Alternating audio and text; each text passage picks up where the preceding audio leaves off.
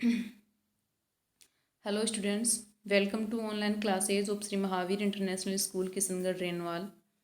बच्चों, आज हम अपनी हिंदी पाठ्य पुस्तक में तीसरा अध्याय पढ़ने जा रहे हैं और उस अध्याय का नाम है खोटे सिक्के।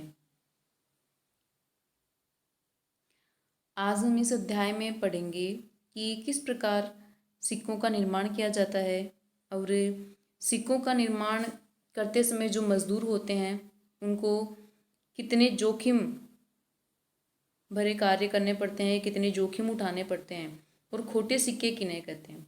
खोटे सिक्के उन सिक्कों को कहते हैं कि अगर मशीन में जिन मशीनों से सिक्के बनाए जाते हैं, अगर उन मशीनों में जरा सी भी गड़बड़ी आ जाती है, जरा सी भी खराबी आ जाती है, तो उनके कारण उनकी जो आकृति होती है वह आकृति बिगड़ जाती है। उन्हीं से जो सिक्के बनते हैं उन्हें ही खोटे सिक्के कहते हैं। और जो खोटे सिक्के होते हैं वह किसी भी काम के नहीं होते।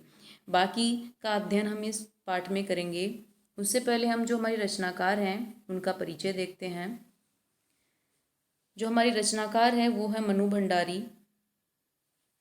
इनका जन्म 3 अप्रैल सन 1931 को मध्य प्रदेश के भानपुर नगर में हुआ था।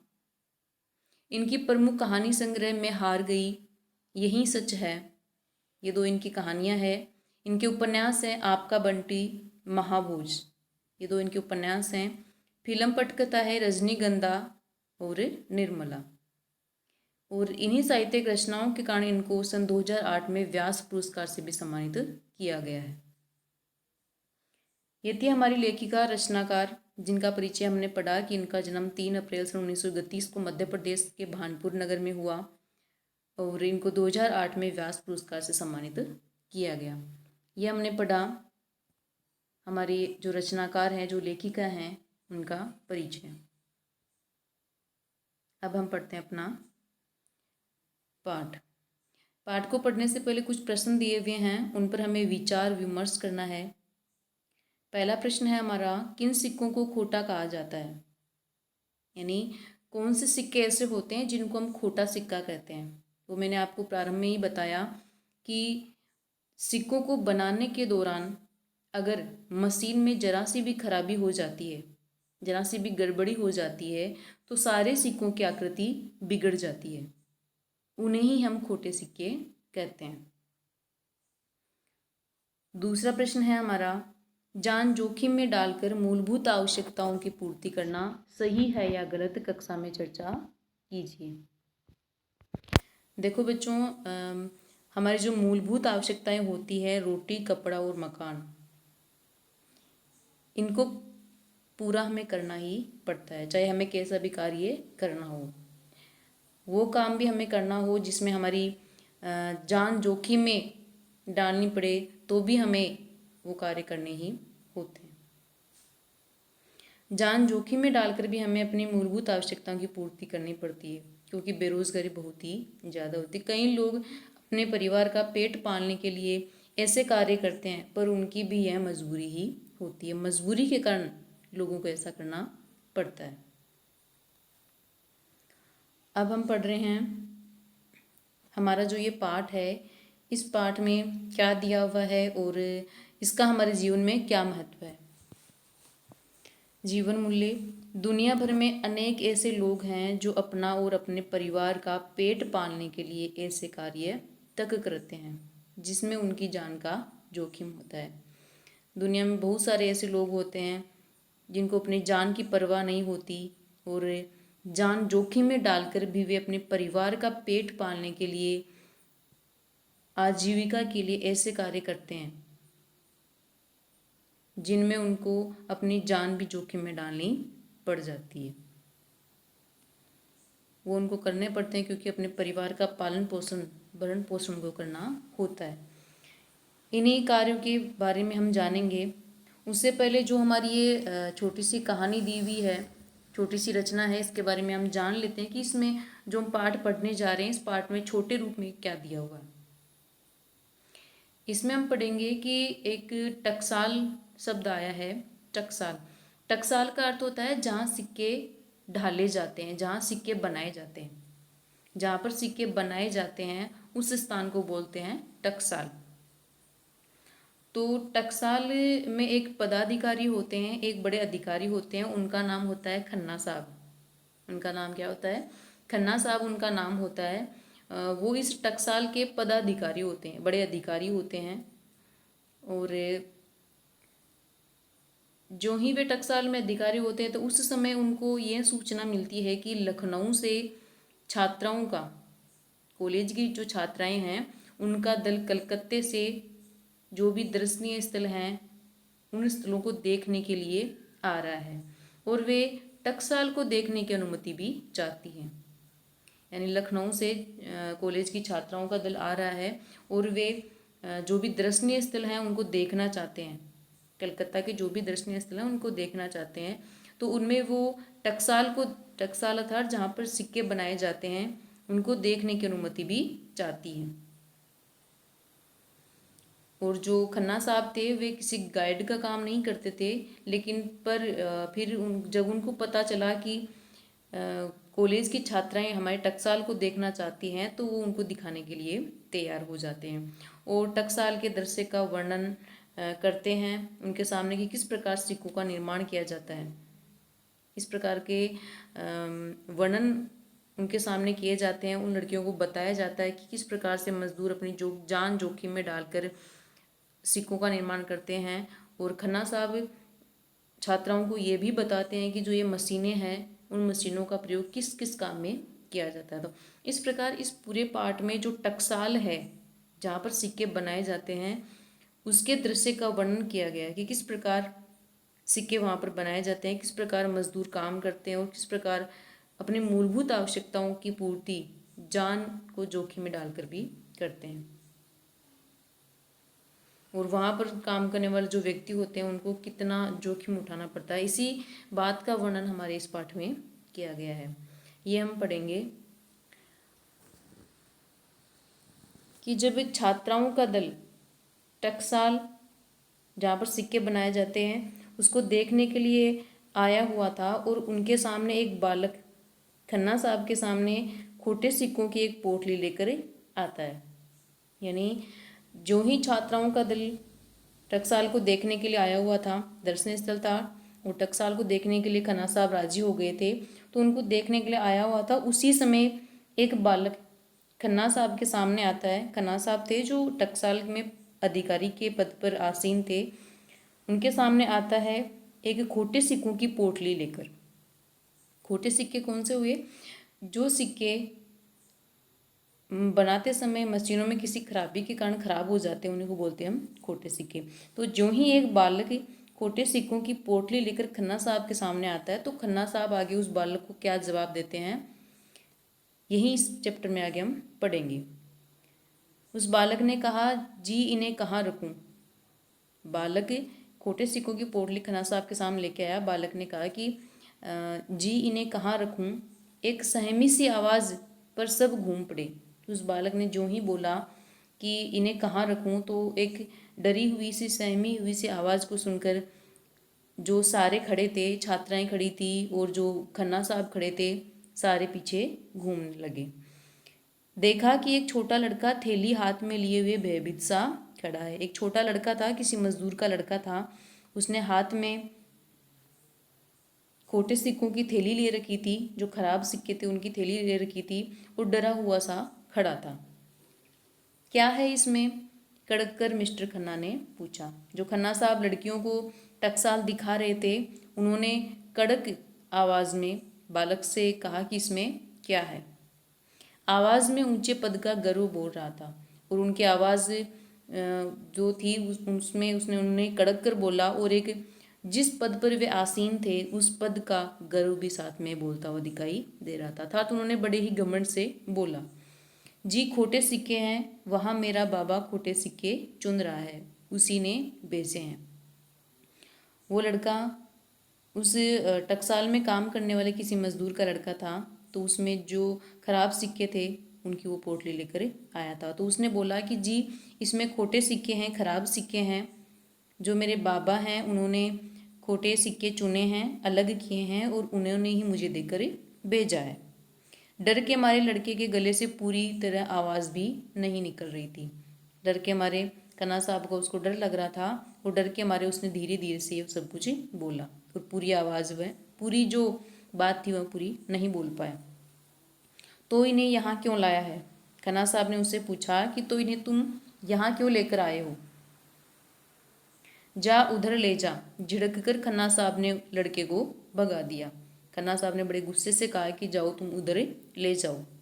हर बात को जानने के लिए बेहद उत्सुक छात्राओं के दल में से एक ने पूछा। जो छात्राएं घूमने के लिए आई हुई थी, दर्शनीय स्थल देखने के लिए आई हुई थी, वो वहीं पर खड़ी थी। तो उनमें से एक लड़की ने उनसे पूछा कि, और वो लड़की हर बात, जो भी लड़कियों का दल था, दल का अर्थ होता है समूह, तो उस समूह में से जो उत्सुक लड़की थी, हर बात की जिज्ञासु, हर बात को जानने की इच्छा रखने वाली जो लड़की थी, उनमें से एक लड़की ने पूछा, टकसाल में खोटे सिक्के कैसे आए? टकसाल का अर्थ मैंने आपको बताया, जहाँ पर सिक्कों का निर्माण किया जाता है।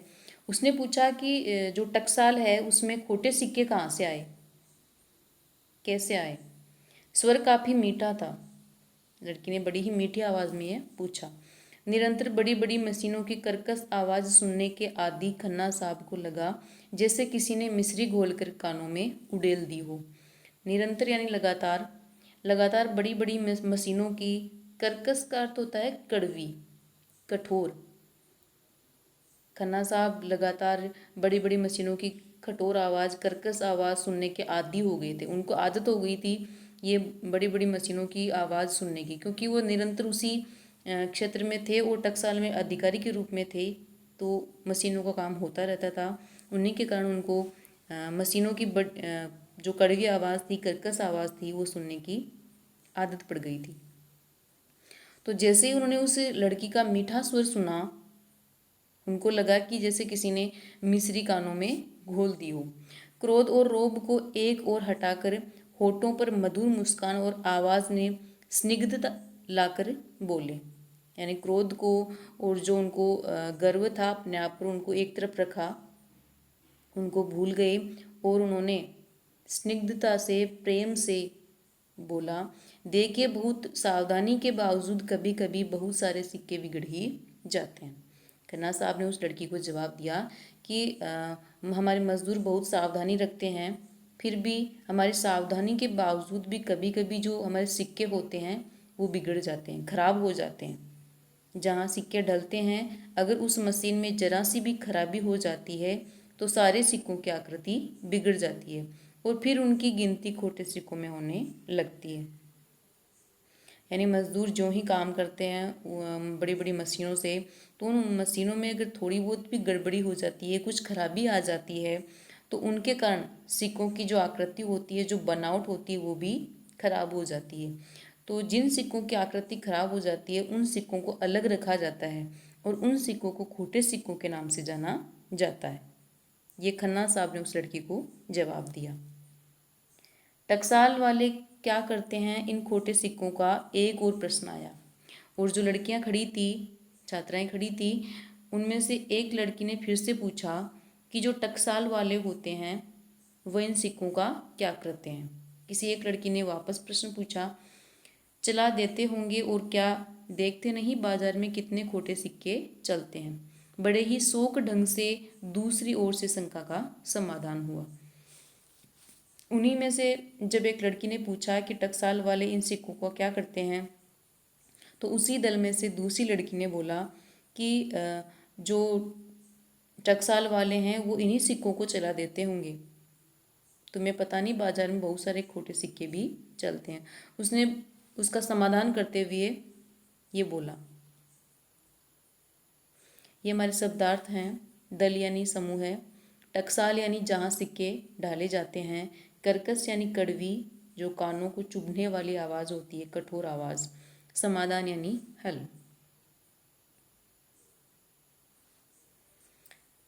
फिर जो ही लड़की ने बोला कि ये टकसाल वाले इन खोटे सिक्कों को बाजार में चला देते हैं, तो खन्ना साहब ने उसको जवाब दिया कि जी नहीं, खोटे सिक्कों को हम चला नहीं देते, वापस टकसाल में ही खपाते हैं। यानी हम इन खोटे सिक्कों को चलाते नहीं हैं बाजार में, और इन्हीं खोटे सिक्कों को हम वापस टकसाल में सही करने के लिए भेज देते हैं। जो चीज़ हमारी टकसाल में खोटी होती है उसकी जिम्मेदारी भी तो हमारी है, और जो चीज़ हमारी टकसाल में ख़राब होती है उसकी जिम्मेदारी हमारी ही होती है। ये खन्ना साहब ने उसको जवाब दिया। उन्हें बाहर क्यों भेजेंगे भला? खन्ना साहब ने सही इस ढंग से कहा। खन्ना साहब टकसाल के उच्च पदाधिकारी हैं। वे गाइड का काम कभी नहीं करते, पर परसों जब उन्हें सूचना मिली कि लखनऊ से किसी कॉलेज की छात्राओं का एक दल कलकत्ते के दर्शनीय स्थानों को देखने के लिए आया है और वे टकसाल देखने की अनुमति भी चाहती हैं, तो सहर्ष अनुमति देने के साथ ही टकसाल दिखाने के लिए वे स्वयं भी तैनात हो गए। ये हमने पहले बात की कि जो खन्ना साहब हैं वे टकसाल जहाँ पर सिक्के बनाए जाते हैं उसके अधिकारी हैं। वे किसी भी गाइड का काम नहीं करते हैं। गाइड होता है मार्गदर्शक, यानी कोई भी दर्शनीय स्थल अगर हम देखने के लिए जाते हैं तो उनको दिखाने के लिए और उसकी जानकारी, पूरी जानकारी हमें देने के लिए एक व्यक्ति निर्धारित होता है, उसे हम गाइड कहते हैं, उसको हम मार्गदर्शक कहते हैं। तो वे कोई भी गाइड का काम नहीं करते थे, मार्गदर्शक का काम नहीं करते थे। पर परसों जब उनको इस बात की सूचना लगी कि लखनऊ से कुछ कॉलेज की छात्राओं का दल कोलकाता के जो दर्शनीय स्थल हैं, दर्शनीय स्थल जो भी देखने के स्थल हैं, उनको देखने के लिए आ रहा है और वे कॉलेज की छात्राएं चाहती हैं कि वे टकसाल को भी देखें, इसकी अनुमति लेना चाहती हैं, तो उन्होंने सहर्ष, सहर्ष का अर्थ होता है प्रसन्नतापूर्वक, तो उन्होंने प्रसन्नतापूर्वक अनुमति दे दी और उनको दिखाने के लिए खुद ही तैयार भी हो गई। ठीक 11 बजे बस में सवार करीब 20-22 छात्राओं ने 2 अध्यापिकाओं के साथ टकसाल में प्रवेश किया। और फिर 11 बजे बस में सवार होकर करीब 20-22 कॉलेज की छात्राएं आई और उनके साथ में 2 अध्यापिकाएं भी आई। उन्होंने टकसाल में प्रवेश किया। रंग बिरंगे दुपट्टों और विभिन्न प्रकार के सेंटों की मिली जुली सुगंध से जैसे एकाएक ही वहाँ मधुमास आ गया हो। और ज्यों ही उन्होंने प्रवेश किया ऐसा लगा, उनके ऐसे वस्त्र रंग बिरंगे उनके दुपट्टे थे, रंग बिरंगे उनके वस्त्रों के कारण ऐसा लगा जैसे अचानक ही मधुमास, बसंत ऋतु आ गई है। यानी वहाँ का जो दृश्य था वो बहुत ही अच्छा लग रहा था।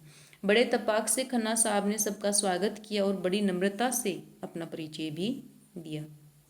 जो खन्ना साहब थे उन्होंने बड़ी प्रसन्नतापूर्वक अपना परिचय दिया, नम्रता से परिचय दिया और उनका स्वागत भी किया। इससे भी अधिक शालीनता और विनय से परिचय दिया अपने पद और गौरव का, और स्वागत किया बड़े ही नम्रता से, विनम्रता से परिचय भी दिया, और उससे भी अधिक शालीनता से उन्होंने अपने पद का परिचय दिया कि मैं इस टकसाल में किस पद पर आसीन हूँ।